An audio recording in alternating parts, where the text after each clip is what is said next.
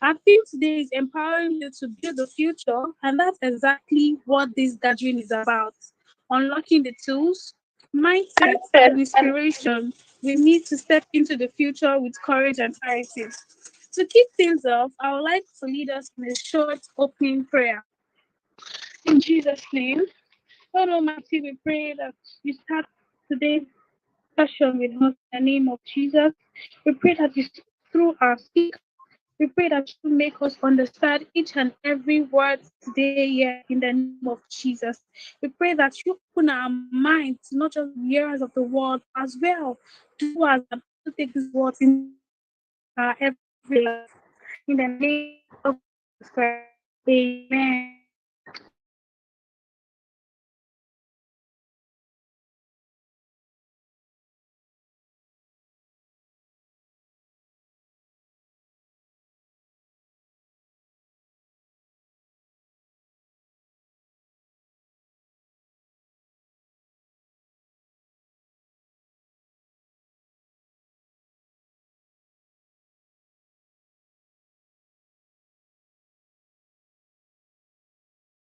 Movement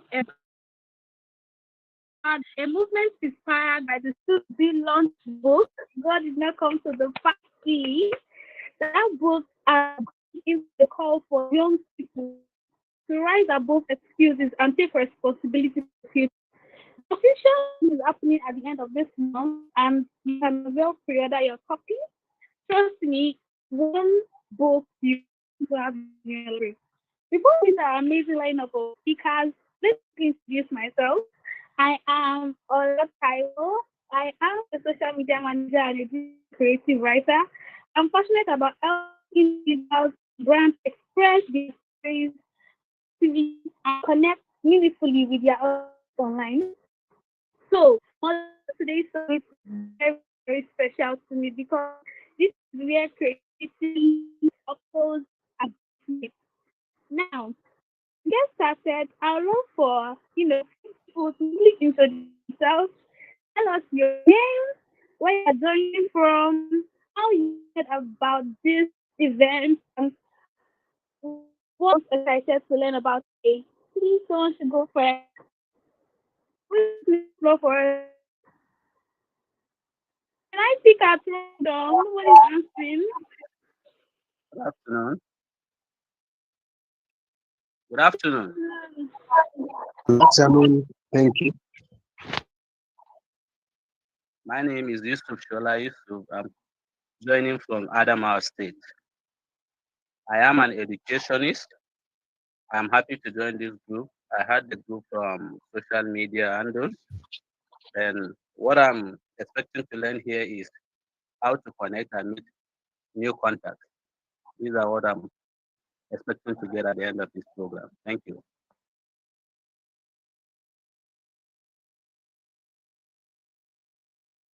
Another person, please. Another person. I want every single person to introduce themselves.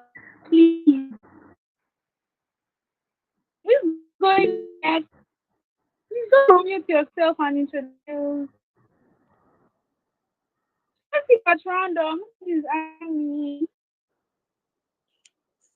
Well, I am Joy Akpan. I am a Christian and elocutionist. So aside from, I saw the status, the flyer on Ruth's status, and so I loved the topic, and that's what I chose to go. Thank you.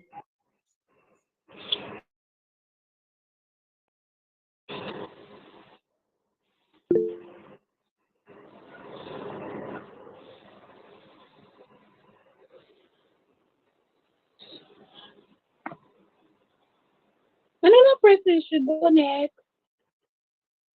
Please just unmute yourself, blessing. You can unmute your microphone. Just introduce yourself. All right. Thank you so much. My name's Pastor Blessing Wilkan. I'm joining in from Zambia, northern part. I'm also a farmer. I do farming. I'm a farmer. Then another thing, I'm into mining. I heard about the program from the group called Limitless Leadership and Limitless from our father and our coach, Dr. Emmanuel. Thank you. Okay, thank you. The next person should please go. Please just go ahead, introduce yourself.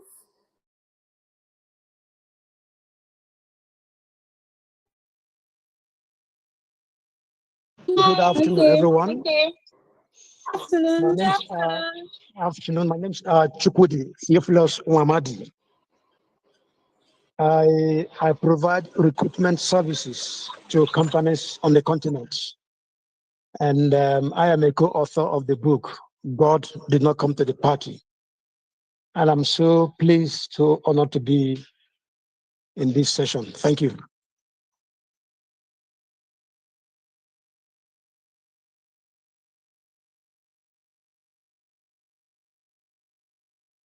Hi, my name is Angel Okosa. I was invited to this event by Kunle, and I'll be one of the speakers.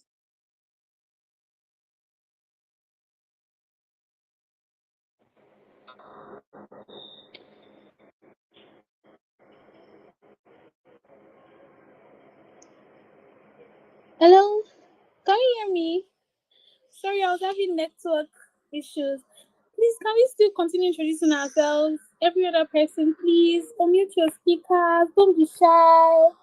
Just introduce yourself. Where you're joining from.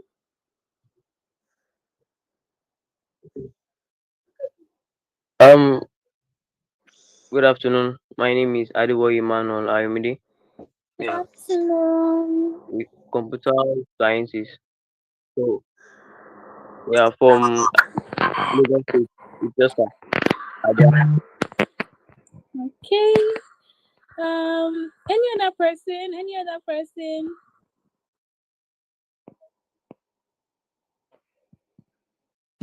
Good afternoon, everyone. Good afternoon. My name is Ade Stella. I'm joining you from Ocean State. Good to have you here. Thank you. Another person. I want everybody to introduce themselves, please. Familiarity.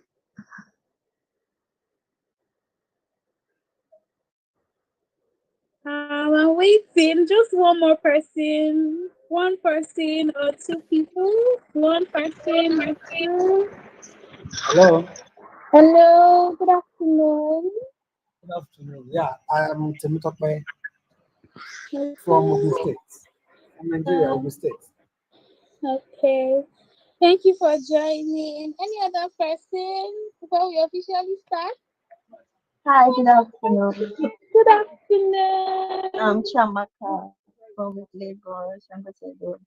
Good to have you here. Good to have you here. Thank you.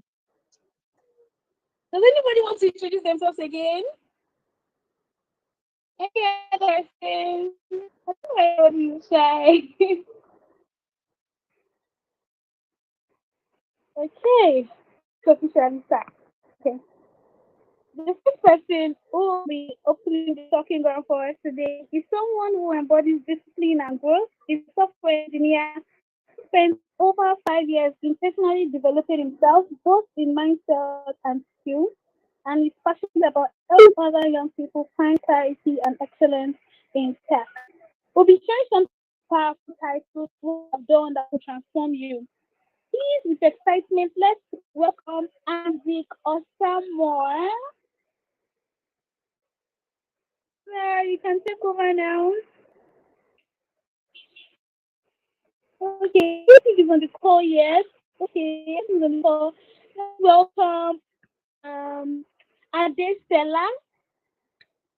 He's a legal video content specialist who went from being camera shy to who is confident and impactful in the media space. She'll be sharing with us how she overcame fear and found the courage to make impact through content. Ade Stella, please, you can take over now. Okay, thank you so much. Thank you very much. Good afternoon, everyone. Good afternoon. Hope you're all doing great. Good afternoon. Yeah, so today I'll be speaking on. My name is Adistella, yes, just like I said earlier, and I'm a video specialist. And I'll be speaking on how I overcame camera shyness and now a legal video specialist. I'll be talking about my experience from how I moved from being camera shy to now being a video creator. So to start with, I would say camera shyness is something I feel most people struggle with. Most people I've talked to, they've said, oh, camera shyness is one thing they struggle with because speaking in front of the camera is not easy. And I would say it is not easy, but at the same time, it is a skill that can be learned. It is something we can learn. So no one was born being confident. Everyone learn it. Well, some people have it, some people are confident naturally, but some people learn it. So speaking in front of the camera, it is also a skill. Because for example, like this, if someone had told me 3 years ago that I'll be speaking, I would say no, it is a lie, it's not possible. I cannot speak, I don't speak, I don't know how to even communicate outside, not to talk of me speaking in front of the camera, sharing my videos, posting my videos. But now, like this, I do that confidently. So I will talk about how I overcame this camera shyness, how I was able to do this confidence, and how I am now a legal video specialist. So let me start by sharing my story. The thing about camera shyness is that if you want to be, is that there is actually a reason. If you are camera shy and if you want to be camera confident, you have to identify the reason why you are camera shy. There must be something that is holding you back from creating video content, from putting yourself out there, from facing the camera. So if you know you want to be camera confident, you have to first identify the root cause. And that was the first thing I did. I identified the reason why I am battling and struggling with this thing, why I find it so hard to face the camera. Can you all hear me? I hope I'm communicating. Yes. Okay, so that was what I did. I identified the root cause of this thing, and I figured out that it is because of my smile. Let me say low self-esteem. Because the truth is that I find it very hard to talk outside. I find it very hard to, then I used to hate being on camera or to even do video calls. Anything video related like this, please, I don't want. But I now identify that the main reason for this is because I am insecure. It's because I don't feel confident about myself. Because I feel like, oh, anytime I smile like this, something is definitely wrong with my smile. So that was what held me back then from creating video, from putting myself out there. So the moment I realized this, I decided to face it. So that's the first thing. If you want to become camera confident, you have to identify the root cause. For some people, it is just the fear of judgment because they are fear of what others will think about them. They are fear of how they will look. Some people don't even like their appearance. And the thing is that there is nothing wrong with your appearance. You just feel like, oh, the way I look is not presentable, it's not good. I don't look good enough to even say I want to stand in front of the camera and do videos. Some people, it is low self-esteem. So there are so many reasons why you might be facing, might be struggling with camera confidence. So you have to first of all discover the root cause of this thing. So that is when you'll be able to face the camera. So after I realized that, oh, this is my problem, I decided to face it. And another thing is that I found myself in the video creation industry, and I realized that okay, creating video is one of the important things I need to do. So immediately I discovered that I knew that, oh, there is no choice. I just have to learn this thing. I just have to learn how to speak in front of the camera. So what did I do? The first thing I did is that I practiced speaking in front of the camera. I will record myself without posting, just say random things. Just pick up my camera phone, say random things to myself, then leave it in my gallery. It's not like I'm posting it. So the more you record yourself, the more you get better at this thing. But if you are not practicing, you will never get better. You just keep shying away from the camera. But because I took my phone, I recorded myself several times, say random things, different things, my opinion about this thing, but I don't post it. I'll just leave it like that in my gallery. And then I will go back to watch the video. Then I will notice what I did that I did not like. So next time I'm making video, I'll make sure I don't make that mistake again. So that is how I get that, like that is how I practice video camera confidence. Like I started making videos, practicing with my phone camera daily. Like every day I'll make sure I say something random. And sometimes I'll post it on my WhatsApp status just for my friends and family, not for the audience. So it's that way I started building this camera confidence, and then I can now post boldly on social media. So if you want to get better, once you realize it, the first thing I would say is that you have to start practicing, because the secret to this thing is just practice. If you don't practice, you never get better. It is when you start practicing that you get better at this camera confidence of a thing. So that's just it. And then gradually, I made a post on LinkedIn. I posted my video. I got sweet feedback, and I'm very sure the thing about LinkedIn is that when you post on LinkedIn, even if the video you made or anything you posted is not looking good, they'll still give you a good review. They'll still make a good comment about it. So those little comments that I got back then, it actually encouraged me. So I created more videos, I recorded more videos, I started posting it gradually, and here I am today. I now help others to show up confidently. So that is my story about how I became a legal video specialist and how I moved from being camera shy to now creating videos, helping others, and then I've built an audience around this. So if you want to become camera confident, the first thing I need you to know is that discover the root cause of this thing. Discover what exactly is going on, and then you face it. You face that insecurity. And one of the ways you can do it is by practicing daily, because it is practice that makes progress. So when you practice daily, you create video.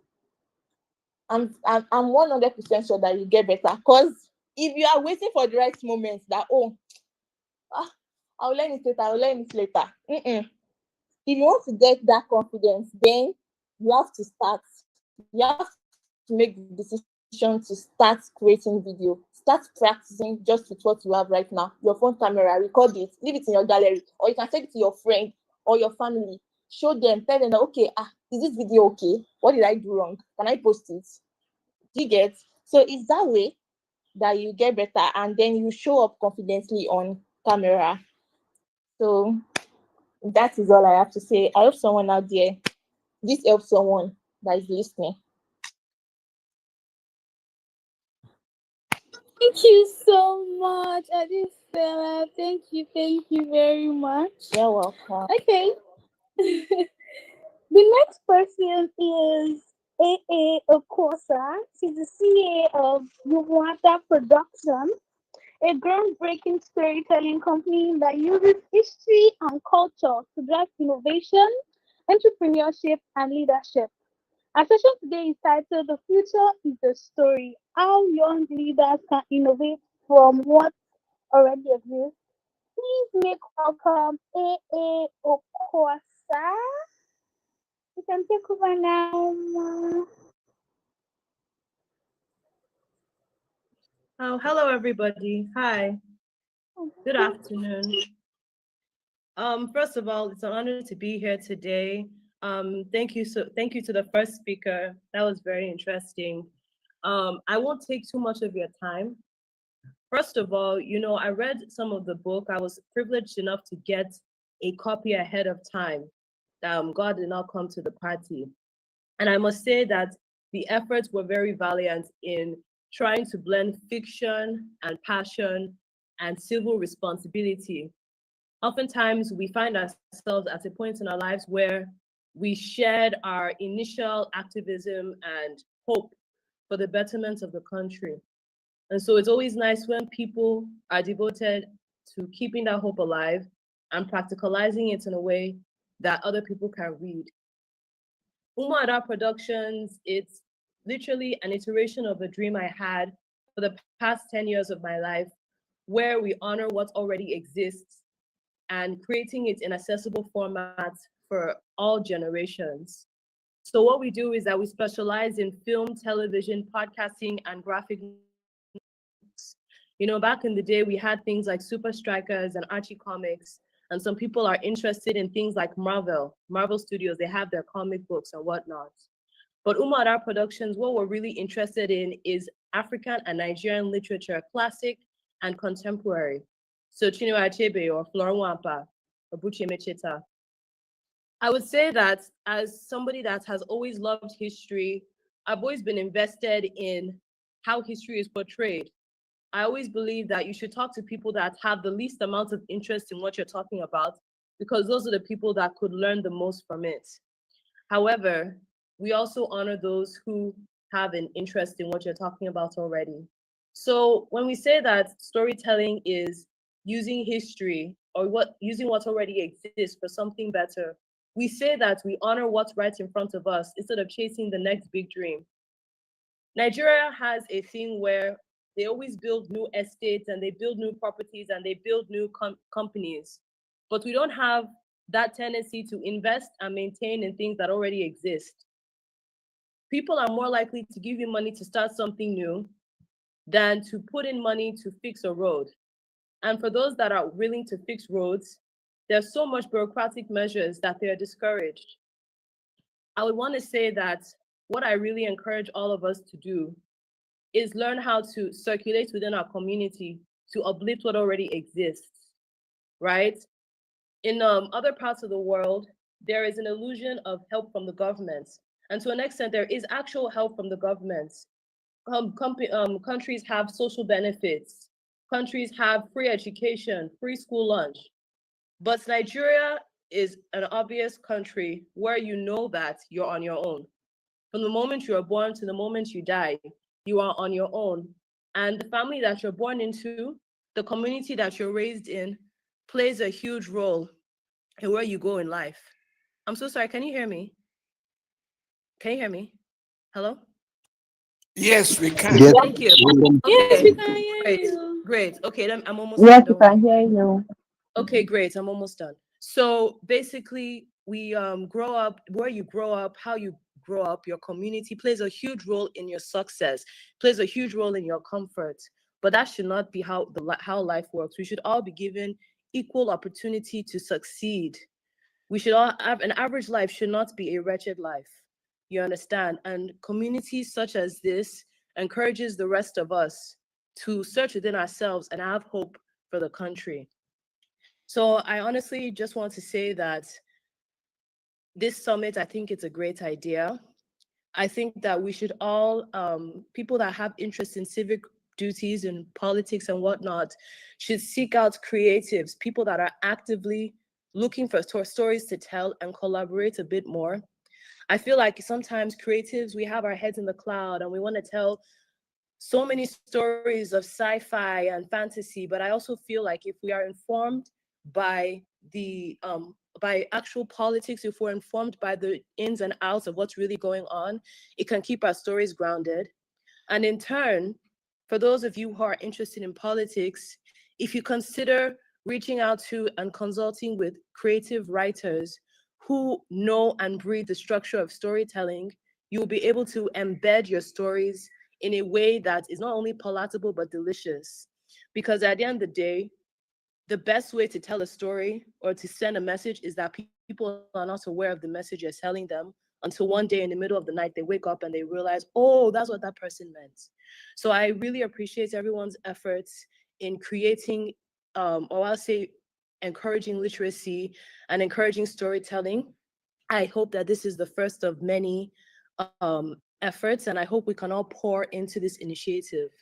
My name is Anichiri Angel Okosa, and thank you for this opportunity. Thank you.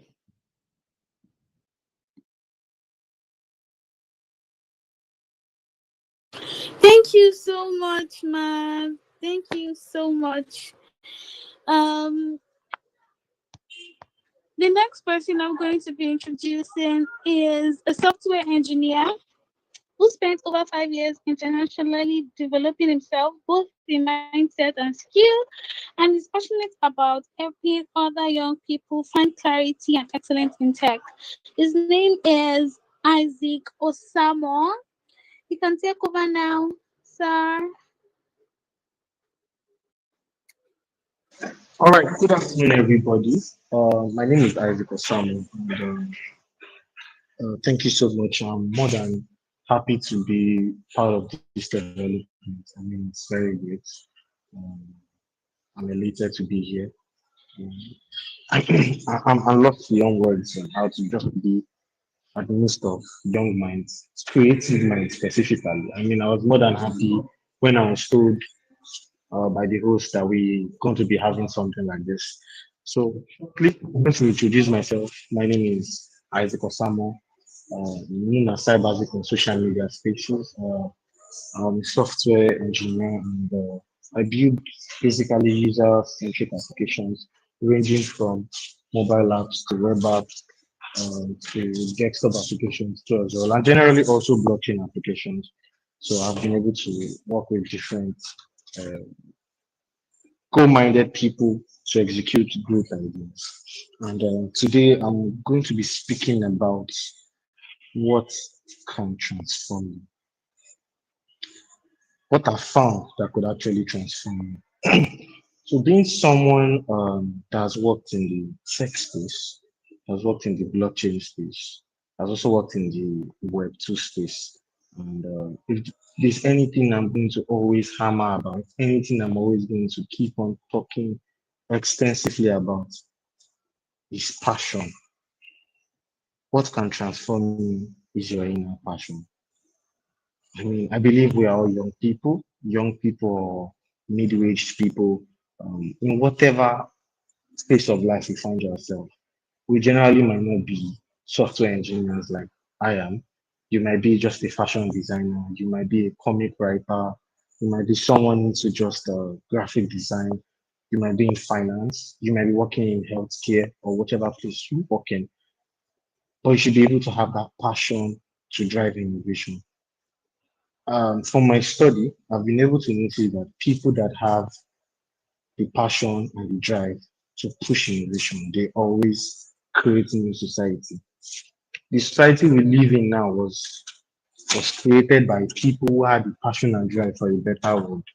So I will always urge every young one, every passionate person to always refuel their passion. They should be passionate about change, and and also another thing too that I would like to talk about is being able to transfer pain.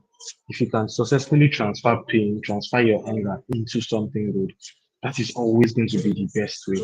If pain, anger is transferred to the perfect places needed, it is always going to yield good results.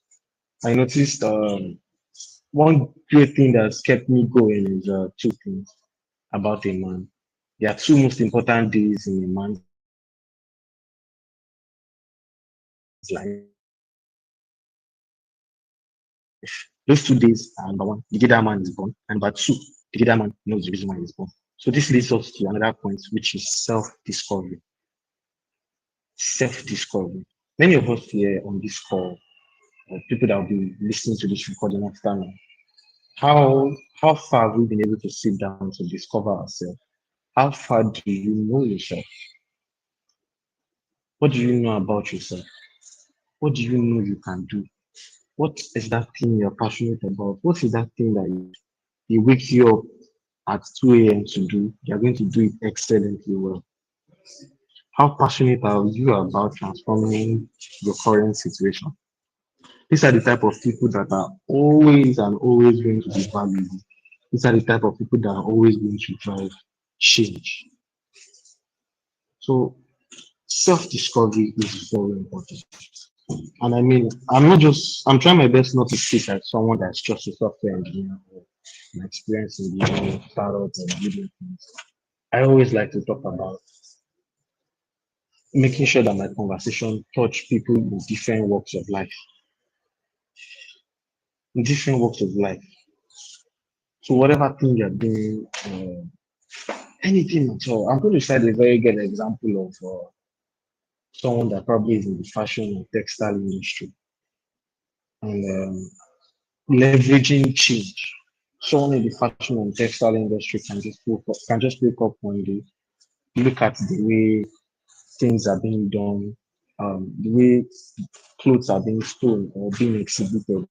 The person can decide to leverage tools like AI and different visualization tools to be able to demo in 3D from their wares. And I mean, someone that works in that type of space is going to be working with people that tend to like to see things. People like to see things before they buy them. So I don't know if I'm communicating or my mic is breaking. Please signify with your reaction if you can hear me clearly. Okay, thank you very much. Thank you, blessing. Thank you, everyone. So going to drive change. I was scrolling on social media and I saw a lady who was a fashion designer. She had some nice wares that she just, out of the box. She thought about them, she sketched them, and the next thing she came up with this 3D AI software that can enable her model that outfit on an AI avatar, and it came out really nice. So this is someone that is passionate about innovation, passionate about changing things, the way things are, passionate about how the world tends to perceive African fashion. Because prior to this time, people see African fashion, they see our fabric as just there. But seeing people like that are very, very passionate about taking out what they do and making sure it is out there. And this takes me to the next point. How thirsty are you to, or how hungry are you to put your work out there? I don't know how to put that word well, but I will call it publicity. So, how passionate are you about putting out what you want to do out there? Like I said, the world is no longer the way it is. We are now in a global village. We have so many ways in which we can put our work out there. And we're very grateful for the invention of social media. It has made life very easy for so many people. All you could just do is whatever you're doing, you could just put what you're doing consistently. And before you know it, you are able to gather a community of people that are interested in that thing you're doing. I mean, I would say if there's any best time to be born in now as a creative, or any best time to be born in as someone who is passionate about doing something, is this time. It is this time. I can take a very good example like Hilda Bassi. Hilda Bassi was not just a content creator, she was also a chef, always putting her work out there. She was she knows she gained good experience in what she was able to do. And when it got to time for her to embark on this GWR journey, you see how she was able to put her own work out there. You can see the passion. It takes passion to be able to put things like that out there, be able to change status quo. And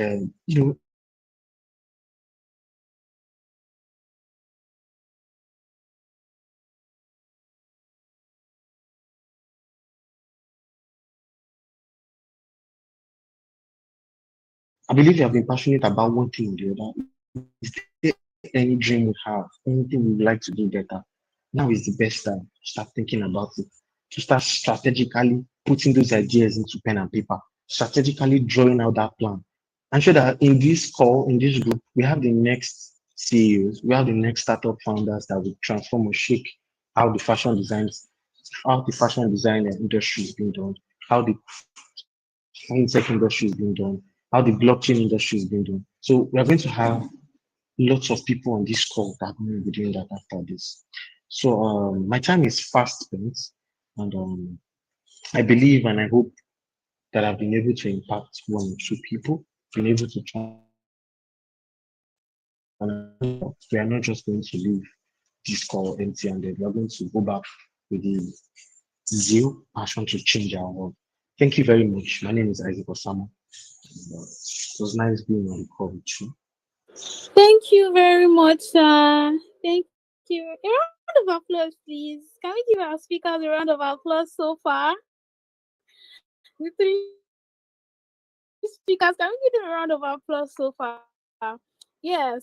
See, one thing that really about what Auntie Kosamo said was that he said, "Have we been able to transfer our pain into something good?" That line, really, really stuck with me. And I hope that every other person on this call too will have that particular line, that particular word that any of the speakers has, said so far that are stuck with them. And I want everybody to just share what they've learned, or if you have a question so far, if you want to share anything, any line, any statement that stuck with you, please kindly share. Unmute your speakers. Don't be shy. Please unmute your speakers and share with us. I'm waiting. Any questions? Any statement that stuck with you? Any word that sounds like encouragement to you? Please just share. Unmute your speakers. Don't be shy. We're not seeing your faces. You can just speak. Unmute your speakers and talk. Okay, unmute your speakers, please. You no need to raise your hands. Blessing, you can unmute and speak. Hi, Blessing. Your hands are raised. You can unmute. Okay. I will say something, although I'd raised my hand later on. Okay. So I grasped something from the first speaker, Stella, on how you can overcome your fears. So she mentioned something to say because she smiles a lot. So she would prove as if everyone maybe might see a smile. And number two,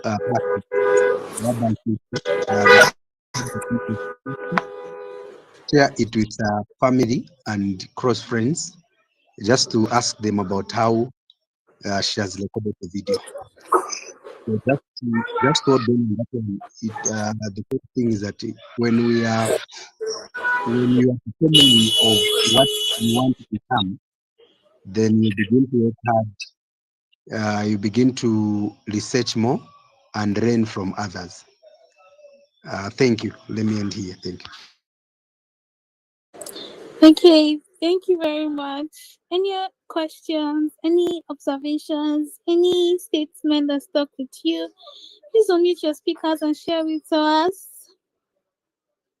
Anybody, we're waiting.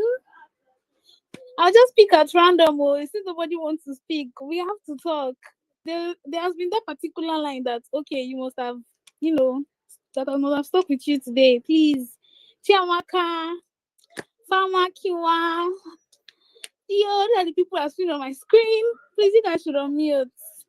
And just, Good day, everyone. Okay, thank you. Good day, everyone. Good day. So my name is Victor. So about what the second speaker said, he said, Mr. Isaac, he said that for us to be able to come out and be able to put ourselves out there, we must be passionate about something. So the fact that he mentioned passion, so I had a passion, so I still have a passion, okay, but the fear of making my passion to become something huge has been the difficult part for me.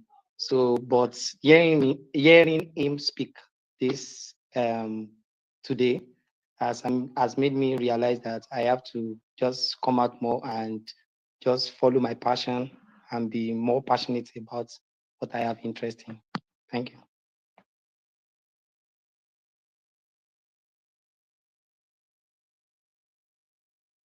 All right, thank you very much. Any other person? Please, I want it to be engagement. Like, it's becoming boring. I want there to be engagement, Okay, I would like to share my view here. Okay. This is Joy speaking, yes, from Lagos, Nigeria. I particularly love the way the first speaker explained how she came up, how she was able to fight the fear of camera. I don't know if it's the first speaker or the second one. I'm a bit distracted here. Sorry about that. It's the first one. It's the first speaker. speaker. Okay. Yeah. So she mentioned so many things that I can relate with. So one of them is she was camera shy, not because she doesn't know what to do, but because she has a kind of reservation. Like she knows, okay, there's this particular thing about me that people won't like. That if I show myself, they may not come to terms with it. So when she also had the courage to consistently do a video of herself, and then from time to time she will keep them in a gallery, and then from time to time she'll go through it and look at it, and then wherever she sees a mistake, she tries to correct it, and then eventually, from time to time, she also asks family and friends to give her a review of what she has done.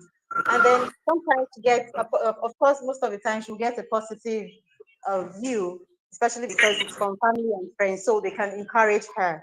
And then she also mentioned that from time to time too, she also posted on a WhatsApp, and then she gets some likes.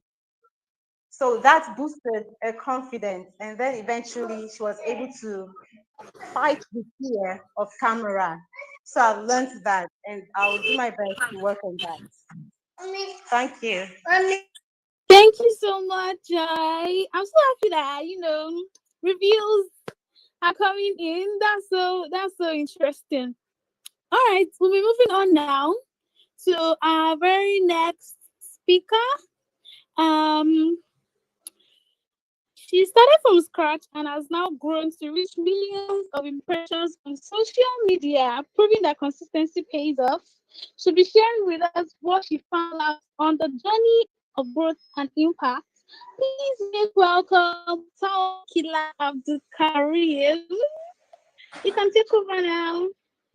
Okay, hello, good afternoon, everyone. My name is Tawakila and I'm a content creator. But I'm a content creator, but not the kind of content creator that started with, ring lights, tripod, and fancy setup. I started from the scratch with my phone and in my father's house with in front of his window. That was how I started. Now, if consistency had a face, it was mine. I was so stubborn and I knew, okay, I wanted to make it through this content creation of a thing. Now, after the time I posted, it was only my best friend that watched it twice just to make me feel like people actually cared. But that's how we started for most of us, most we content creators, because this growth thing is not magic. It is mindset, consistency, and a bit of madness. And sometimes it's a lot of madness, but like a bit of urbaness. I don't know if you guys are getting me. Now, to keep posting when nobody is clapping is very hard. But in that case, you don't need motivation, you need audacity. You need to be audacious about anything you want to do in this content creation of a thing. Now, the thing is, I've learned some things about I've learned a lot of things in this content creation journey of mine. I started creating content January 3rd this year. That's about like 10 months into everything. And I've gained over 62,000 followers on TikTok, about 20k followers on Instagram, and a lot of brand deals and a lot of things in this content creation of a thing. Now, what I've learned so far, one of the things that I've abided to that have helped me so far in this content creation of a thing is that consistency is louder than talent. You don't have to be the funniest or the most creative person. You just need to keep showing up. The internet does not reward talent at first. It later rewards talent, but it does not reward talent at first. It rewards persistence. Someone with your skill, but with consistency, we go further than you. Someone without your skill, but with consistency, we go further than you if you are not consistent enough. I used to think people were not watching my videos, you get me? But they were just watching to see if I will give up. Sometimes your consistency alone will trap your destiny into just showing up for you. You just have to be consistent. Now, the second thing I'll talk about that I will say, okay, has helped me so far in this content creation of a thing is finding my voice first before finding my niche. Everybody keeps saying, okay, find your niche.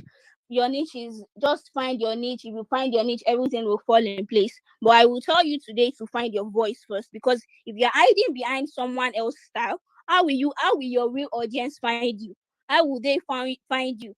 Once you sound like yourself, once you start being yourself, everything else will align.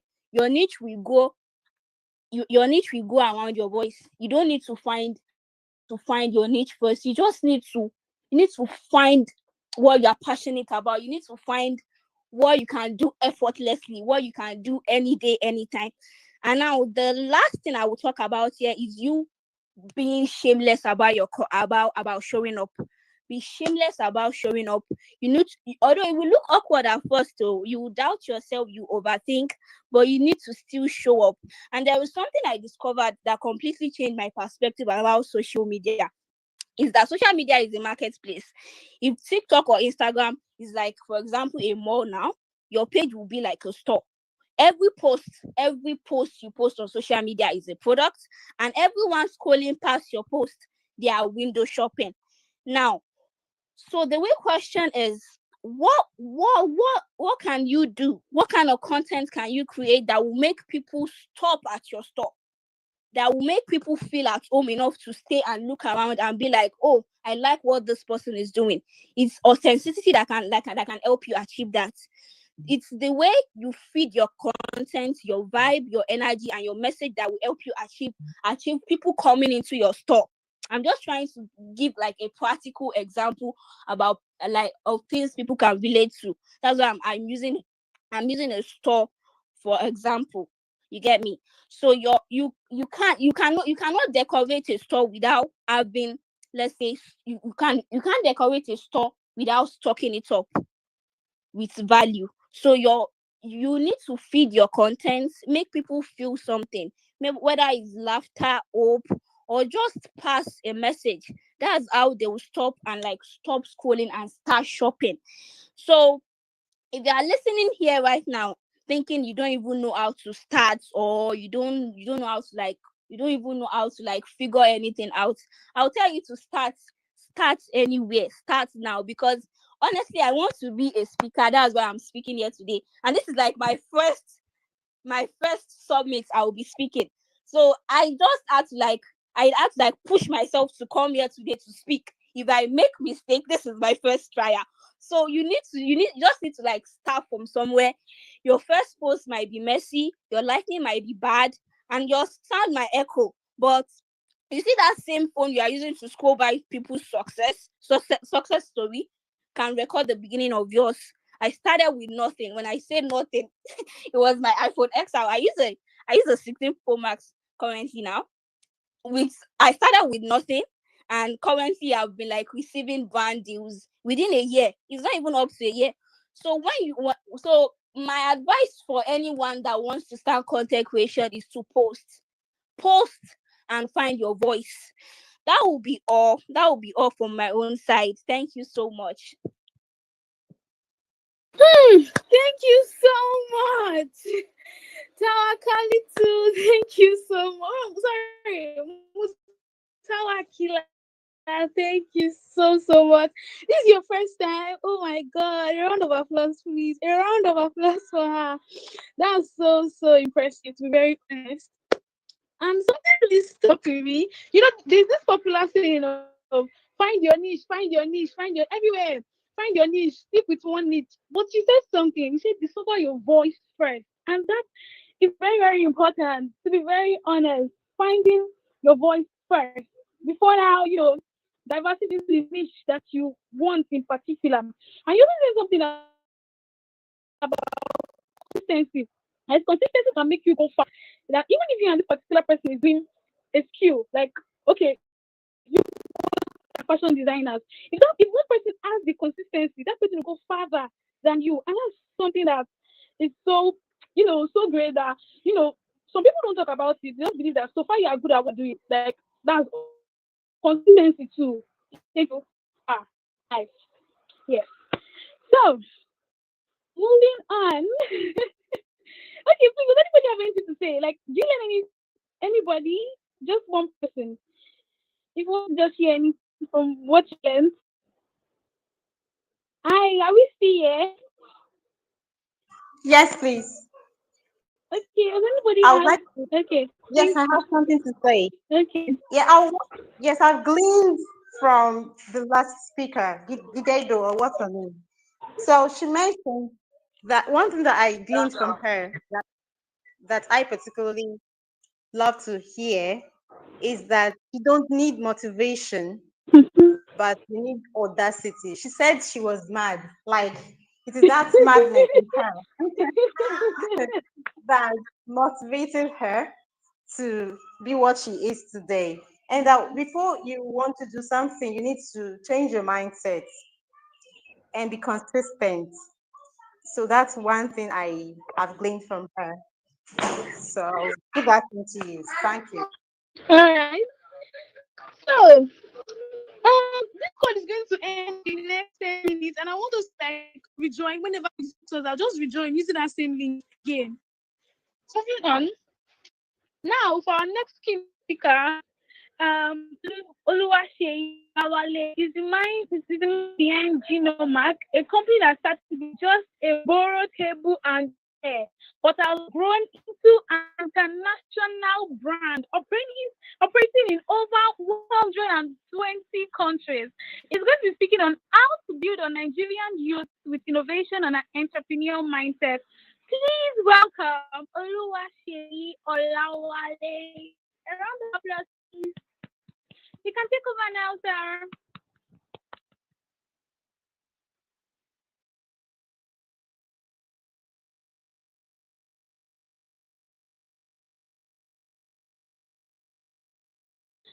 Hi, sir. You can take over.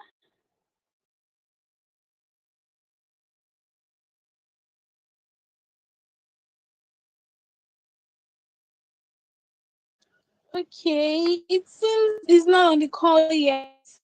Let me just introduce so you can take over now.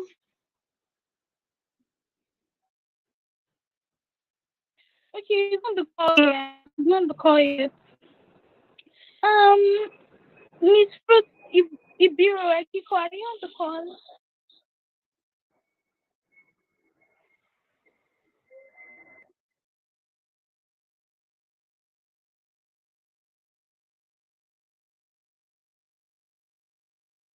Miss Fruit, are you on the call?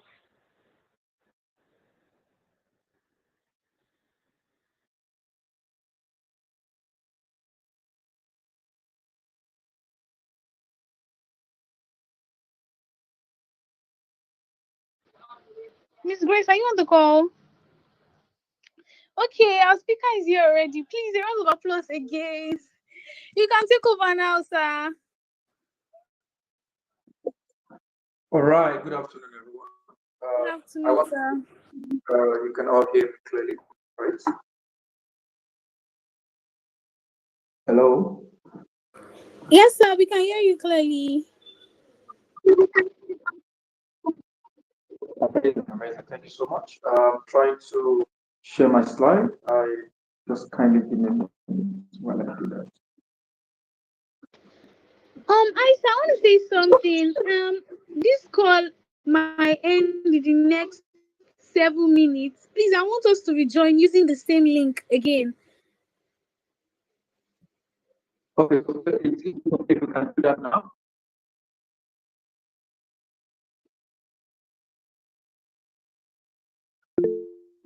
Hello, is it okay? You can do that now.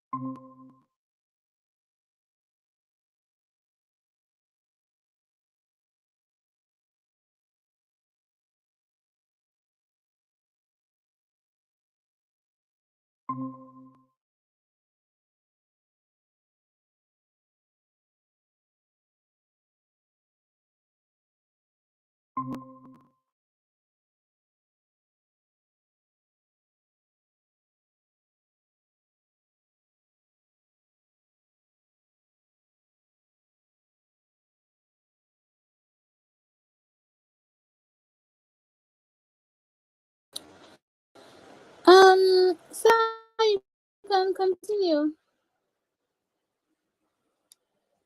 Hi, sir, we can't hear you. Think you're muted. Yeah. Can you hear me now? Yes, you can see you now, sir. We can see you now, sir. Amazing. Thank you.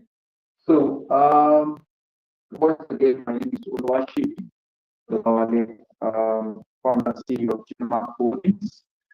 And I will be speaking on the topic how to build as a Nigerian youth with innovation and entrepreneurial mindset. Okay, how to build as a Nigerian youth with innovation and entrepreneurial mindset. All right. So I would like to start by saying that the future belongs to those who build it, not those who wait for it. I repeat, I want to start by saying that the future belongs to those who build it, not those who wait for it. Nigeria has one of the youngest populations in the world, right? And we're blessed with so many talented people. I mean, you are talented because everyone is born with a potential, right? Because I want to connect this point to the quotes I mentioned, like it says that the future belongs to those who build it, not those who wait for it. So we're very talented. I mean, you have potentials, you're born with amazing potentials to change the world, to transform the world, to impact lives, right? You have been given an inbuilt talent to transform the world and create solutions to quite a number of different problems out there. And we all understand that innovation is not just about money. There is a mindset that has to do with innovations, right? So these three things, talking about the Nigerian youth Nigeria having the most populated, one of the most populated youths in Africa, in the world, and the fact that each of these youths has amazing potentials that needs to find expression. You have an amazing potential that needs to find expressions. They are purpose driven,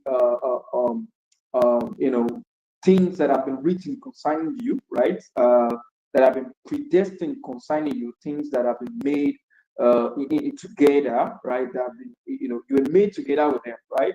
And those potentials, once expressed, is that amazing way to transform the world. That's number two. And number three, you know that innovation is not just about money. The driving force is not just, oh, I need to make money, but it also has to do with an impact, with a mindset, and that mindset has to do with impact, right? It has to do with the fact that you want to make impact, you want to transform the world, you want to influence your own generation, all right? You want to create solutions to, address so many problems out there, right? But you see, this has to do with the fact that you need to first understand, you need to come to a place where you need to understand that the future belongs to you, right? But these things need to come first. These things you need to be aware of them first of all, right? So, because when you are aware that you have a potential, when you are aware that you are made to transform the world, when you are aware that you are an agent of transformation, when you are aware that you are solutions to different problems out there, problems of different people out there, once you are aware of that, then you can actually grasp even the glimpse of the fact that the future belongs to you. That is where you can now begin, or you are able to begin your journey. Are you getting what I'm trying to say? So this is the reality we have in Nigeria. The reality in Nigeria is that there's a lot of economic instability, right? And there's limited funding, weak infrastructure, brain drain, and low trust in local systems. These things even drive a lot of people to be able to, leave Nigeria and Japa, look for, greener pastures and all of that. But I would like to tell you that, the steps towards greatness, for you to arrive at greatness in life, you must pass through challenges, right? There's no solution, there's no greatness, there's no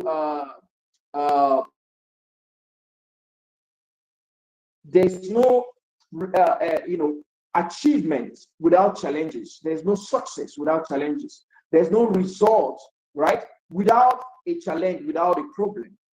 And you get what I'm trying to say. So it means that for you to be known, for you to be aware, for you to be influential, for you to be successful, for you to create solution to every problem out there, that creates a kind of awareness, a kind of acceptance, a kind of knowing, right, by the people, by the world. It means that you have to pass through challenges. So challenges should not define you.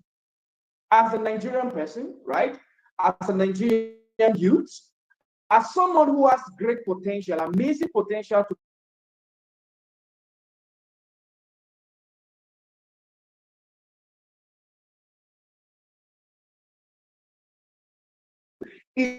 is your awareness of the potential inside of you, the amazing things, amazing results, solutions you can command in your own space, in your own domain. Are you getting what I'm trying to say?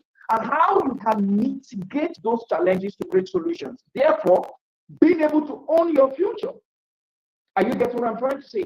So, I've seen so many people, so many youths that they get frustrated, they get discouraged, and they give up on life. People committing suicide, a lot of people with depression, people crying. There are a lot of homes that are not settled, a lot of homes without peace. There are a lot of people that don't have peace from within their heart.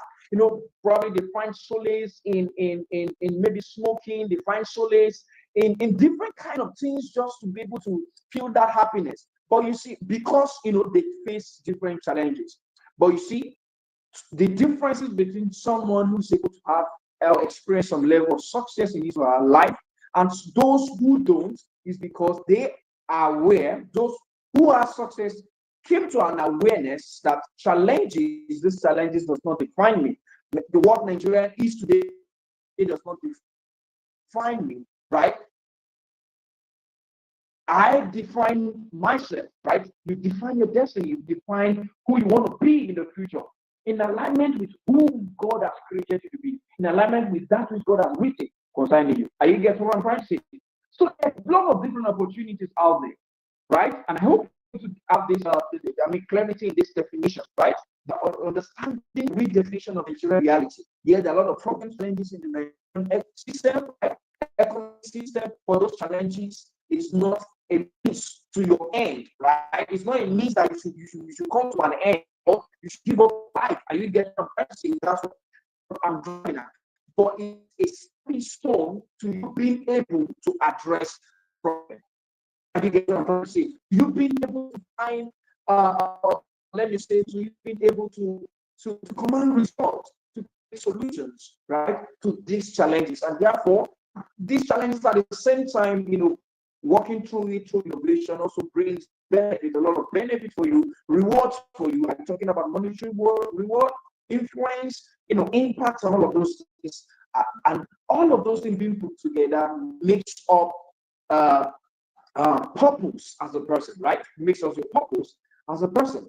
Look at the opportunities. We have like 220 million population in Nigeria, and that means 220 million potential problems. So, right, everyone have a problem. So every 220 million Nigerian population has a problem, and that's 220 million problems for you to solve, right? It can be one out of those 220 million, right? It can be maybe 5 of those problems. It can be 10 of those problems, but rest assured that each problem is being solved as a solution, provided as a solution, has a way of bringing success your way, as a way of showcasing you there, right, as a transformer, as a transforming agent, right? startup systems already happening in Nigeria. There was a lot of global visibility through the internet. I mean, quite a number of ages, right? Some years before now, there's not been Zoom, right? There's no Zoom, there's nothing like Google Meet, and everyone is just restricted within some location, except maybe through emails and all of that, and maybe Google is there, right? But you see, the internet has broke a lot of barrier for you to have an international exposure, right? And then being able to have kind of global visibility on the ideas that you're able to, to have, and then you're able to implement them to become a potential solutions to address different kind of problems, right? So every problem in Nigeria is a business opportunity, guys. And these are the foundations, are the things that create foundations of you becoming an entrepreneur.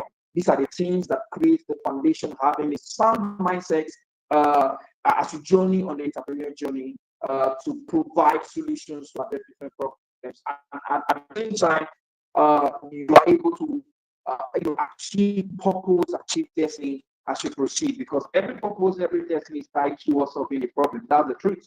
So when you say you have a purpose, you have a destiny to fulfill, you have a great future ahead of you. Every future is tied to us solving a problem. That's the very truth. You want to be influential, you want to make impact, you want to transform generation, you want to be so successful and excellent in what you're doing, then you must be able to excellently solve different problems. That's just it. That's just it. So I would like to share my story very, very quickly. As you know, I'm the founder and CEO of Gilma, and 3 years ago, right, myself and my wife, together we founded Genoma Hub, right? And I remember when I was in school, I graduated as a microbiologist, actually. I studied microbiology in school. And one of the things that was being said then was there's no future for microbiologists. There's no future for biologists. And one of the reasons is basically because of the situation in Nigeria, the job opportunity situation. Understand that the kind of systems we have, the academic system we have in Nigeria,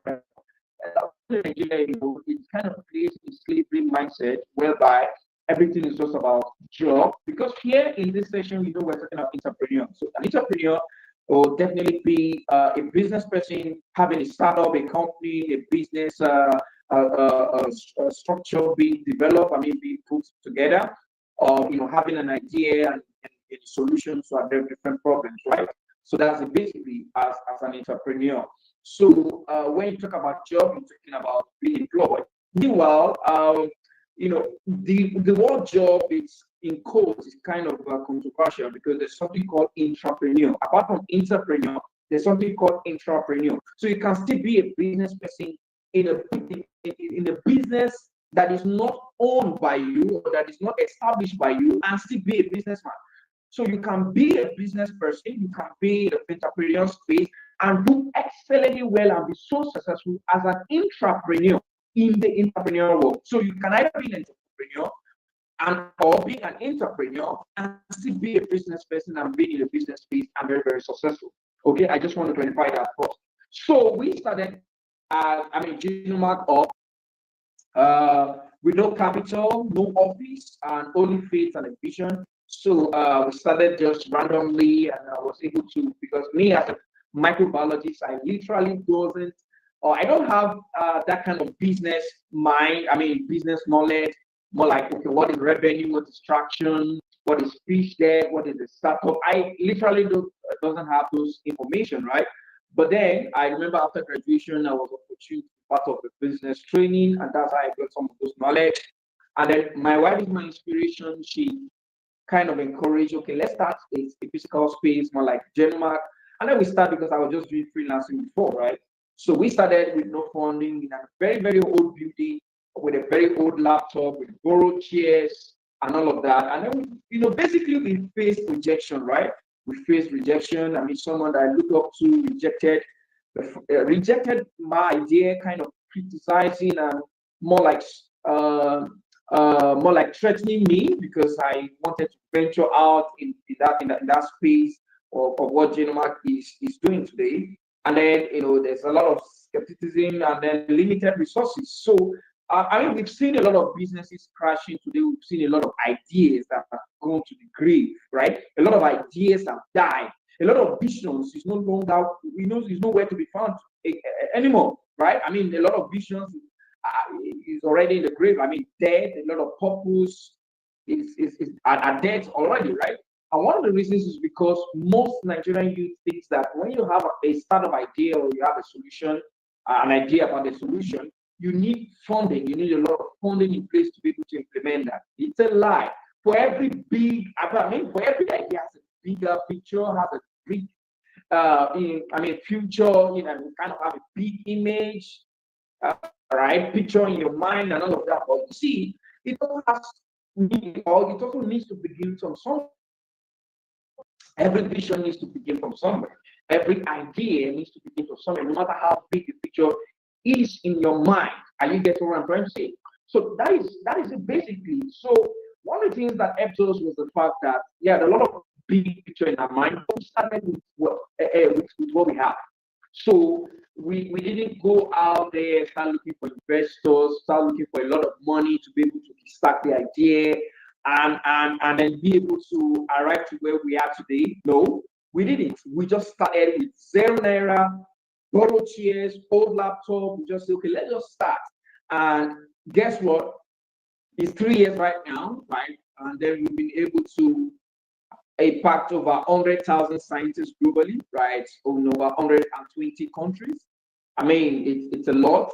Every month, we have a lot of people from across more than 60 countries doing our programs, working together, bringing researchers together, addressing different kind of biological problems, training people. I mean, one of the problems we're also trying to address, especially in Africa, is capacity building. Incompetence is a problem, right? And we are trying to train a lot of people to see that they are competent as a scientist to be able to address different scientific problems, right? So these are some of the things we've been able to achieve in just 3 years, right? And then in 3 years right now, ever since we started with nothing, we've been able to grow to over, to like 5 startups, like 5 other subsidiaries. So Genomark, we started as Genomark Hub, we transitioned to Genomark Holdings with 5 subsidiaries. We have one subsidiary that is called Genomark Institute Addressing Education and Research. We have Genomark Innovation Hub that has to do with technology, building software tools. I mean, we have more than 50 staff currently working with us, right? And you know how much it takes to pay more than 50 staff. It's a lot. It's a lot of money, right? But we grew gradually, without funding. Up to now, we had no funding. I mean, 4 or 5 months ago, we recently launched our new branch in Lagos. We are based in Ogbomoso. The headquarters is in Ogbomoso. We have a branch in Lagos. I mean, it's always the reverse, where you have the headquarters in Lagos, you have branch in other states in Nigeria. Are you getting my point now? But right now, we took branch to Lagos. And that is how it's supposed to be, right? So, I mean, once you believe in yourself, you believe in the vision you have, and you believe in the solution, the idea you have, the solution you are creating. And this is how you emerge, right? We've been able to partner with different institutions across Nigeria. In fact, recently we have a government agency that reached out to us for kind of partnership. They commented on us when it comes to the biotechnology part, because when you search one of the top biotech company in Nigeria, Genomark is one of them, right? And it is because of our resilience, it's because of we believed in ourselves. It's not just about the money, first about the impact. Though the money will come, but don't chase money, money will chase you. That's one truth you must know. So, very quickly, because of my time, I need to round up very quickly. So, the innovation mindset is very key. To embark on the journey of an entrepreneur, you need to have an innovative mindset. An innovation equal to thinking differently to solve problems. So you must be able to become a person that thinks outside the box, so that you don't do things that other people are doing, like you don't do common things. A lot of people are doing common things today, right? They're doing a lot of common things today. Sorry. All right. Okay. So, but you must come to the point where you are able to think outside the box and think innovatively, diversically, right? And then, so don't complain, create solutions, don't just dream, right? Design systems, don't copy, customize to your reality. One of the things that most people don't have is time. You see, time gives someone opportunity to be able to dive into the world of curiosity, because curiosity is one of the basic foundations we have for you to be able to think and beg ideas, right? When you're curious about something, one way or the other, you have an idea about it, and then you are able to have an idea that is a potential solution to resolve the problem associated with what you're curious about. Are you getting what I'm trying to say? So you need to be able to create time for yourself, quiet time for yourself, for the powerful thing that the human can ever be, one of the powerful area you can ever be, for you to be able to create ideas. And then all of this is curiosity gets creativity in your quiet time, when you have personal time for yourself, you're able to think, and then creativity bets creation, and creation bets contribution, where it becomes a marketplace and you're able to distribute your solution to address different problems. I mean, the same problems across different people, right? In a whole different population. Then we have building blocks of an entrepreneurial mindset. Number one is vision. You need vision, right? As a person, as a youth, you need a vision. What is the vision you have? What is the idea that you have? And what's the vision behind the idea? What do you hope to become? What do you hope to achieve? Right? What is the big picture you have? Where are you getting to? What could the future be like for you? Right? In that particular idea, that's what you're trying to address. So no one wants to be is very key, right? Resilience. I mean, so many people start something because it's not going well. The people have a person that decided who started an idea, but within 3 months it left it. Why? Because say he experienced some problem. No, that's not how life is. In life, you face challenges from junction to junction, but you don't give up. So you are resilient. You need to rise when things fall apart. You don't give up. You have hope. You have faith in what you are doing, and you keep trying, because you see, challenges does not last. Challenges is not forever. It's only for a moment, right? But glory, to some extent, is eternal, right? There are levels of glory that are eternal. There are glories that last long. There are glories that last beyond just a generation. They are transgenerational glory. They are transgenerational success. There's something called old money. If you look at the history of people who call themselves old money, because their forefathers have worked. They were not like that before, but they worked, they created a solution, and that solution has been passed down from generation to generation. That's why they are called old money, right?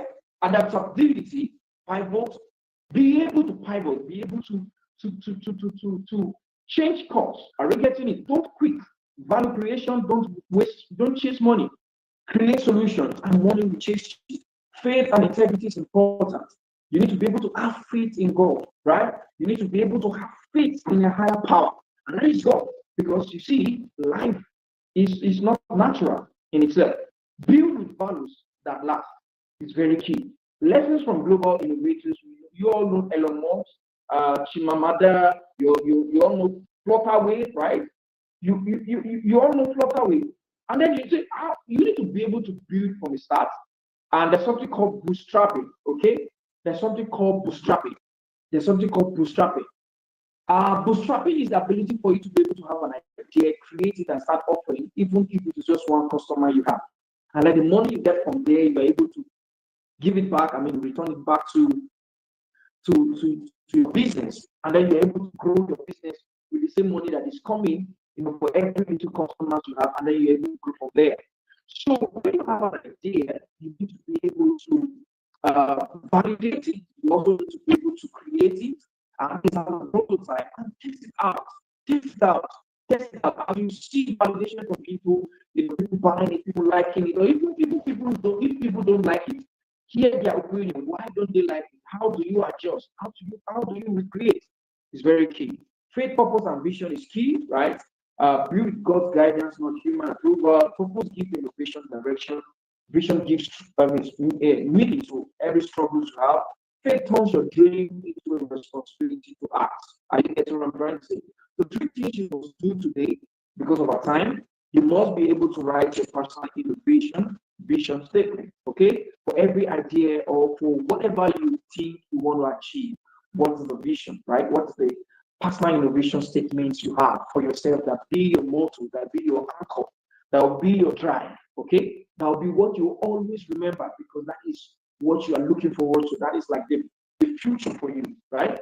Pick one idea out of all that you have today and start a 1 to 2 month prototype challenge just to build something and get it ready, right? Any kind of idea you have, any kind of idea you have. One of the things that helped me so far is that I don't give up. Is every idea I have, I archive them, right? I document, I keep them somewhere, and I bring them out one after the other. I put them one after the other, one after the other. All the things that I've been able to do, I told you we have over 50 staff across 5 different subsidiaries. It's what enabled me, what has helped me is the fact that I also believe in people. I believe that I cannot do everything on my own, right? So, okay, there are people who have the skills, who have the experience, who have the ability to be able to do these things. Are you getting what I'm trying to say? And at the same time, I'm able to bring them together, share the vision with them. They also conceive the vision and we're going to work together to achieve the common goal. Is very, very key. Network with people who are already doing what inspires you. Have a mentor, right? Seek mentors, seek friends, look for, programs. Thank God for this kind of program where insight, ideas like this are being shared, experiences like this are being shared, which will definitely help you to scale, and it's very key. So the world is not waiting for you to grow up, it's waiting for you to show up. And you get what I'm saying? The world is not waiting for you to grow up, it's waiting for you to show up. So begin working towards finding a way to showcase your ideas, to show your ideas out there, right? Let people listen to you. Market yourself, advertise yourself. That idea you have, don't just keep it to yourself. Every night, every morning, you sit down, you think about the idea, you go back to the same journal, you read it, but you don't act on it. The difference between you who don't act on it and those who already act on it is the result we see. So we don't see result from your own head, but we see result. We see people commanding result. It's because they decided to take action. They decided to take action. So please learn to begin to take action from today. Keep building onto what you imagine becomes what we all experience. Okay? What you imagine and that idea, keep building it. Start building it. Start building it. And you get what I'm saying? Until it becomes an experience that is the whole of Nigeria or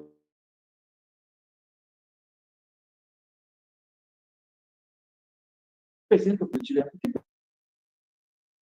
So yeah, so I think that's it for my end. Thank you so much. Thank you very much, sir. Thank you so much. I think something that stuck with me was a part where he said, every idea needs to begin from somewhere, no matter how big the idea may be in our minds. It needs to start from somewhere. And I also want to share something. I went Instagram yesterday. I come across a girl that was using her Android phone to shoot content. You know, when you use Android to shoot content, the camera is not always clear, very raw. And I had to go to her page, check her followers, check engagement, and she has quite a number of followers. To be very honest, I think she has up to 2,000 followers, if not more than. If not more than. To be very honest, people love that consistency, the fact that she didn't relent and something like that. So I just want to encourage everybody, just start from whatever you have. Even if it's that Android phone you have and you want to shoot content, please use the Android phone. People will support you. So for your consent, that stuff is definitely going to come. Thank you very much, sir. That was so phenomenal. I'm not going to lie. The next amazing voice we'll be hearing from is Ruth Ibora Kiko. She is a professional who has grown into a strong communicator and creative thinker, helping other youth find clarity and confidence in how they express ideas. She's speaking on effective communication skills and what that can do for youth in this generation. Please welcome Ruth Ibora Ekiko. You can take over now. Thank you so much, Ola, for that riveting introduction. Thank you so much. And good afternoon, everyone. I'm sure you're already having a swell time with all the other different speakers that we've had so far. As already introduced, my name is Ruth Iboro Ekiko. And today we're talking about something very simple, something that we do every time. We've even done today. We've done it like a few seconds ago. And that thing is communication. And you get to see how communication is not just where you get to talk and tweet. You get to see how communication can actually shape your entire future. And that's what we'll be talking about for the next 10 minutes. I had a slide for this part, but then I thought to myself, there's no need.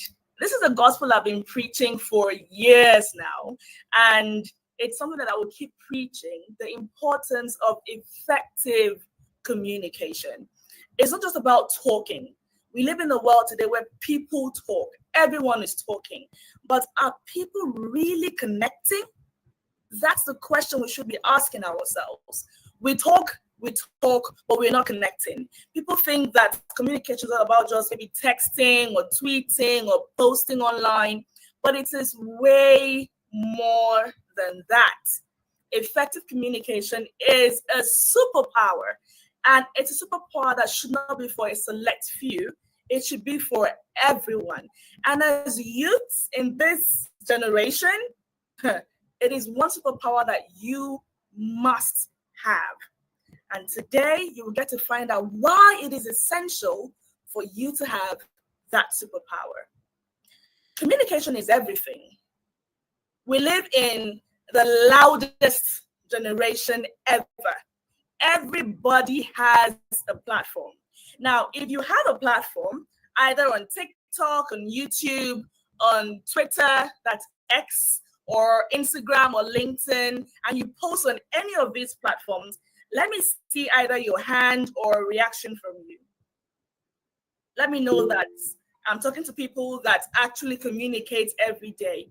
Good, lovely, very good. So you get to see that it is something that we do on a daily basis. Everyone is talking. Everybody has something to say. If I go to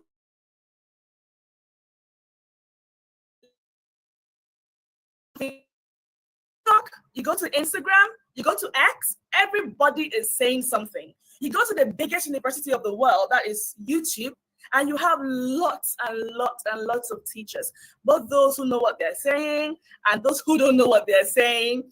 You'll find them there. So this is the loudest generation ever.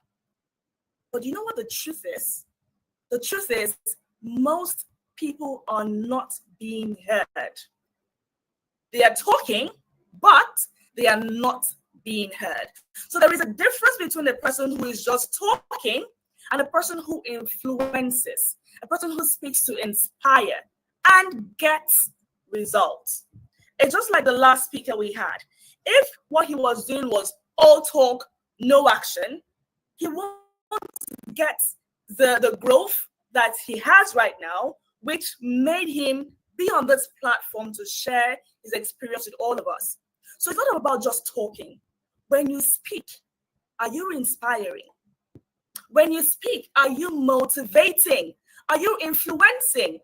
Is what you are saying getting results? If it is not, then there's a problem somewhere. So we don't want to just be those who talk with no result. We want to be those who speak strategically. There is something called strategic communication. So when you are communicating, is it strategic? If it is not, in the world we live in, it becomes noise. And nobody, I'm sure none of you, would want to spend time, seconds, minutes, hours speaking, and at the end of the day, it only translates to noise. None of us wants that. And that's why our communication skills must be honed and sharpened. Effective communication is all about knowing how to speak in such a way that you can express yourself clearly, express yourself confidently, and with purpose. Some people say, do I need to have an accent to be an effective communicator? No, you don't need to have an accent. You do not need to have an accent. You just need to know how to speak confidently, speak with clarity. So when you are speaking, do we understand what you're trying to say? Are you an entrepreneur? Are you a business person? That's an entrepreneur. Are you a rising career professional? Are you a content creator? As long as you're opening your mouth to say something, it has to be said with clarity. Now, I mentioned different people, entrepreneurs. I talked about writing professionals. I talked about content creators. And you will get to see how, for all of these sets of people, how effective communication.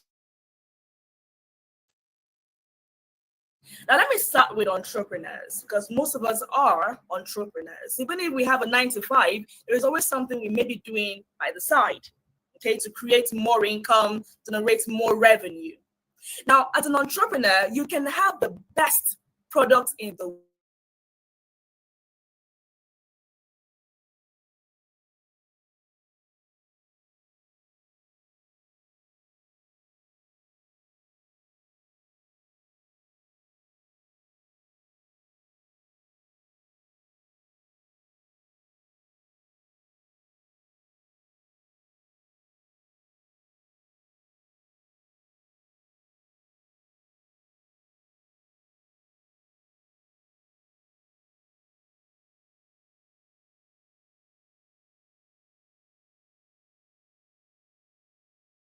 About it the way you would. Why? Because it is your vision. It's not their vision. You're paying them to say something that comes from you. So the best thing to do is learn to communicate as an entrepreneur effectively, so that you can pitch or sell your product to anyone, and that great idea you have will not die silently. What about career professionals or those who are job seeking? You might have a very strong CV, have all the experience in the world, but if you are unable to communicate your value effectively, what do you think would happen? It undermines everything you have on your CV. So imagine that you have this well-tailored CV, just about all the things you have done in this world, all your 500 years of experience, and it is time for you to speak. Maybe you've been job searching for a very long time, and it's finally time for you to meet with this particular person who just might give you a job, and you go there and forget what you want to say. And you go there and you're starting with, my names are, good morning, ma. Good morning, sir. My names are Ruth. Oh my goodness. Or you're going there and you're making mistakes already before you even get the job. You're making mistakes. What do you think will happen? It's not about being competent. It's also about being confident. If you know your job, you should be able to know how to communicate the value of the job that you know. And it's also vice versa, because if you know how to speak but do not know what to do, it's also a problem. So I tell people, your confidence must match your competence, and your competence must also match your confidence. If you're a content creator, you need to be able to talk and connect with people emotionally. So now, how do you do this? Do you want to be able to build credibility? Then what you need to do is communicate with clarity. Do you want to grow your influence online? Communicate with empathy. Do you want to build strong relationships? Communicate with honesty. At the end of the day, everything falls back to communication. So now, how can you build effective communication skills? Listen to understand, not just reply. When the person is saying something, don't just be thinking of, what do I say next? Think of, how can I understand what this person is saying? Be clear, be concise. practice confidence, and adapt your communication. We are living in a world today where attention is a new currency. Communication is a new currency. And your ability to communicate clearly and confidently is what will make you stand out. Let me ask you this question.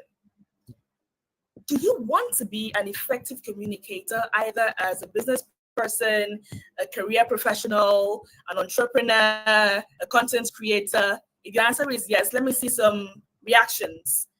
If your answer is yes, if your answer is no, no reaction from you is needed. Good. Very good. Thank you, Blessing. Thank you, Ola. Thank you, Promise. Very good.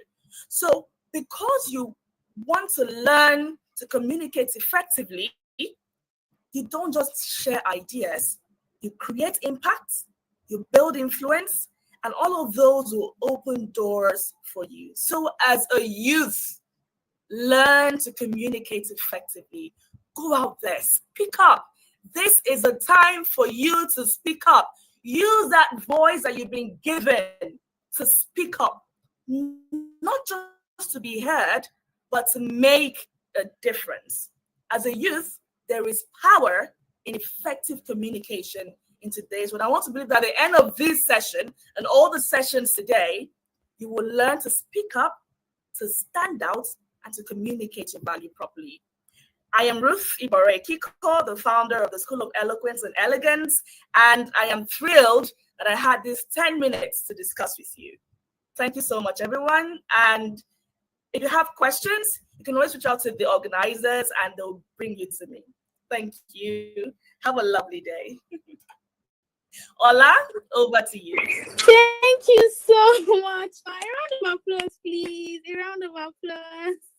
So each and every of our speakers here today, a round of applause to every single person. And now to our final keynote speaker, Dr. Emmanuel Ebovred, CEO of CED Group. He's an executive and business coach with over 20 years of experience coaching business owner and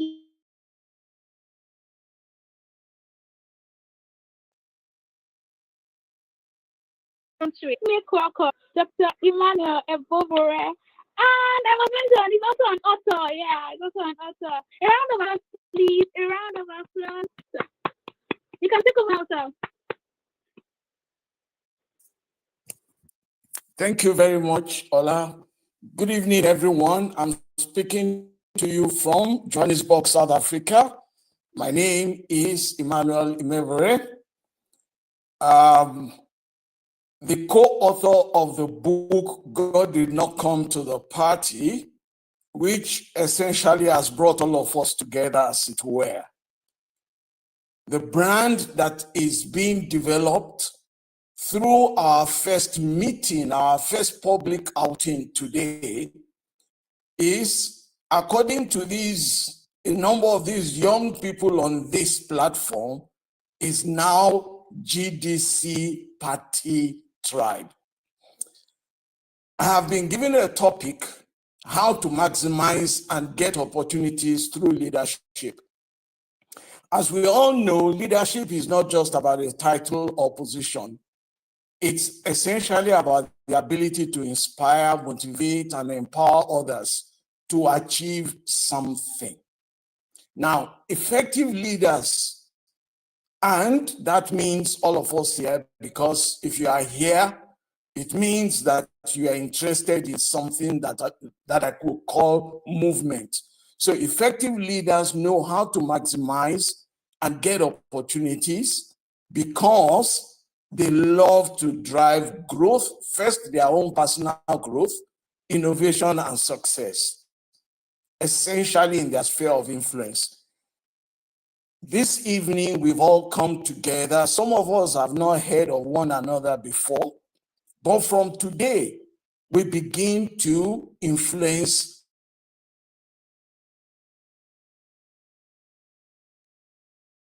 if you I would like us to to all the people that have spoken previously. Because I just imagine, what am I going to say when they've said it all? All right? It just shows you the ability for all of us to create influence. And you don't need money. I like, the second to the last speaker said, it's not all about money, all right? It's about you being committed to movement. Every leader is about moving yourself and moving others. If you don't take a move, who is going to move for you? And I just like how our last speaker spoke about it. Who is going to do it for you? So, for people who know me well, they must be expecting that I will talk about some acronyms here. So, if you have pen and paper, I'm going to talk a bit about leadership and tell you about one very inspirational story. All of these in less than 15 minutes. So if you want to write, leadership is about movement, all right, M-O-V-E. What does that mean, M-O-V-E? Are you ready? Can I hear a yes from someone? Yes. Okay, M-O-V-E, I will give you two. Motivate others to visualize excellence. Leaders, all of us here, we have a responsibility to motivate others to visualize excellence. But can you motivate people if you have not seen it? Can you give what you don't have? Will people be inspired to follow you if they do not see that you model excellence? So it is very important that in movement, M-O-V-E, you motivate others to visualize excellence. Now, one interesting thing, I don't have time to say it here, but one interesting thing is that leaders are not just motivated, they are inspired. So when someone like Mandela, please pardon me, like I said, although I'm Nigerian, I'm here in South Africa. So when someone like Mandela says, the struggle is my life, it's not motivation, it's about inspiration. Now, you don't stop an inspired person. And that's what leadership is. Now, the second acronym of M-O-V-E, to move, is make opportunities to value everyone. Make opportunities to value everyone. So we're talking about maximizing our opportunities through leadership. But opportunities don't just come. There is a saying that if you don't have opportunity, or this is the way it is said. They say that opportunity knocks on the door. Now, if opportunity is not knocking on your door, why don't you create a door? At least, you know how they say it. If Muhammad doesn't go to the mountain, or if the mountain will go to the Muhammad or whatever, all right? You create a door for the opportunity. But when does opportunity start? It all starts from ideas, invention. We're talking now, I'm in South Africa. There's somebody here, blessed, who is in Zambia. There's someone in Namibia joining us. A lot of people are in Nigeria.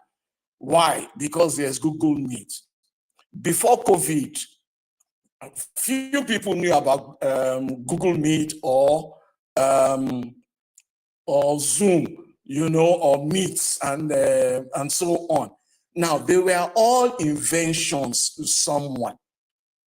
Now, they are ideas that pass through a stage of possibility. I wish I had time, all right? But every invention comes as a result of intention. Every invention comes as a result of intention. The interesting thing is that it is only your invention that we celebrate, not your intention. Because we don't know your intention. It's only when your intention has come out and is a blessing to someone that we will celebrate it.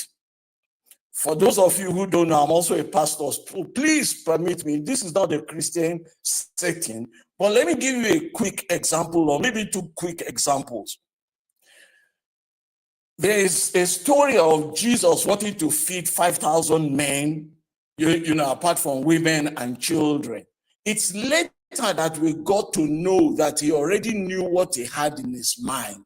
So he had an intention, but he did not have what he will use to feed people in his hands, but he had it in his mind. If he did not speak it out, Andrew will not get the motivation to go and find the 5 loaves and 2 fishes from the little guy. And he said, I don't know what we can do with this, but he saw a possibility. And that is how opportunities are created. There are a lot of people that have great ideas. They speak to some people, and those people trash their ideas. They tell you it will not work. Sometimes as well, you yourself will say, I'm sure somebody has done this before, but you are different. So I'm speaking to people today, no matter the ideas you have. Remember, every opportunity comes from an idea, although it's not every idea that becomes a great opportunity. But speak it out. That's why you need coaches and mentors and so on.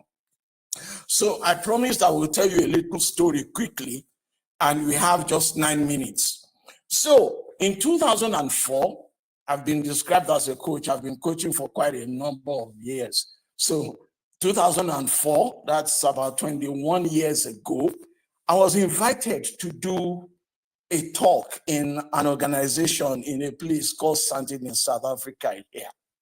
And what I always like to do in breaking the ice is go around the room and ask that people should create power names. So a power name is you coin like a prefix to your name, your first name that describes you. So for me, Emmanuel, my power name is Energetic Emmanuel. Energetic Emmanuel. I am energetic. So we had people who is, there's a lady called Beauty. She calls herself Beautiful Beauty. There's somebody called Alvin. He calls himself Anointed Alvin. And then there's this lady, Queen, who is a cleaner. She's just coming in and out. She is supposedly not part of the people that I should be training or speaking to. But she's a member. She's in that organization. And I said, but why is this lady not joining us? She has her overall and everything. And because I'm the one leading, nobody could stop me. I said, look, she should sit down. So she sat down, and I asked her, I explained the power name. Now her name is Queen. And it became very difficult. How do you coin a power name from Queen? So she struggled for a little while. And of course, her superiors there were giggling and everything. And in a blast of inspiration, she just bellowed out, my name is Queenie Queen. Queenie Queen. And being a coach, what we do is track energy. The moment I saw that, I said, Queen, close your eyes. Visualize that you are the CEO of this organization. As a leader here, as the CEO, what will you do differently? And Queen went to town. She just started speaking. Mind you, she's a cleaner. She started talking about what she would do differently, what she would do. Yes, and nobody at that time was giggling. Her CEO was writing. Everybody was taking notes. Mind you, she's a cleaner. But in her mind, that was the last day she was a cleaner. In her mind, she had become a queen. As the story goes, Queen still cleaned. She was still a cleaner, but now she cleaned like a queen. She never had the opportunity of going to school. She happened to be a single mother, you know, and all that. People saw the change in her attitude. You can have ability, but you need the attitude to help that ability. And before long, Queen approached the CEO and said, "Sir, I want to go back to school, but I want to keep my job." Cut a long story.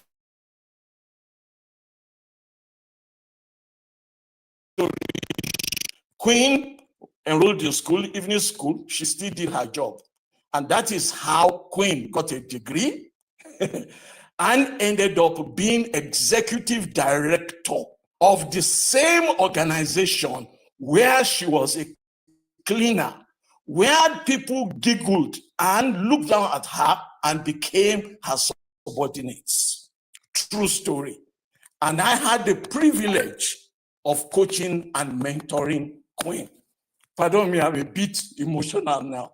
Whenever I think about it, it just reminds me of desire, capacity, opportunity. You need those three to achieve any greatness in life. Your personal desire to make a difference. I call it DCO. First in your life and in the lives of others, as well as in your community. Now, your personal desire will evolve from your personal inspiration and passion to chase a personal dream through personal development. As coaches, all we are after is your mindset, but we cannot do it for you. Somebody spoke about passion earlier. It is you, is your attitude. The second thing is capacity. What is capacity? I describe capacity as expanded ability. For those of you who can remember, who are not too young, in 2008, a sprinter called Usain Bolt broke the world record in Beijing Olympics. Everybody was excited except his coach. 2008, Coach Miles. Why? He said he was showboating. He can spring faster. He knew he has the ability, but he can expand that ability because that becomes capacity. Guess what? The following year, in 2009, Usain Bolt set what is the current world record now. It's not been broken since 9.58 seconds. Do you have ability in any area? Please get a coach. A coach is your principal. Get a mentor, get a teacher, get a trainer, but also get a partner and get a mentee. What does this mean? Is that you need three sets of people in your life. You need principals that you look up to. You need partners that are at par with you, and you need proteges that you will also bring up. That's how you build capacity. And finally, the O, opportunities. Whenever we talk about opportunities, we are talking about either a time or set of circumstances or situations that make it possible for you to do something great. Today, you have an opportunity to make a difference. It's a manifestation of a favorable and appropriate mindset that you will leverage. We are finishing in about 2 minutes. I just want to give you an assignment. I don't know what the leaders are going to say, whether they are going to ask us to come back, but leaders who maximize and get opportunities have a unique mindset. Remember, you are different. There has never been any like you. No one, and I don't care if you say I'm being boastful, no one can do what I am doing. And I cannot do what someone else is doing. I am unique and I stay in my lane. And as a result, because I have the desire and I build the capacity, the opportunities come. Thank you very much for listening. Thank you very much, sir. Thank you very, very much, sir. You are appreciated. Everyone. everybody spoke here today is a gem, I must say. And thank you to every speakers. A round of applause, please, everybody. Thank you so much. We had so much to learn. I know our journals must have been full by now because my journal is full. Our journal is full. Thank you so much for joining. And if you have any questions, can you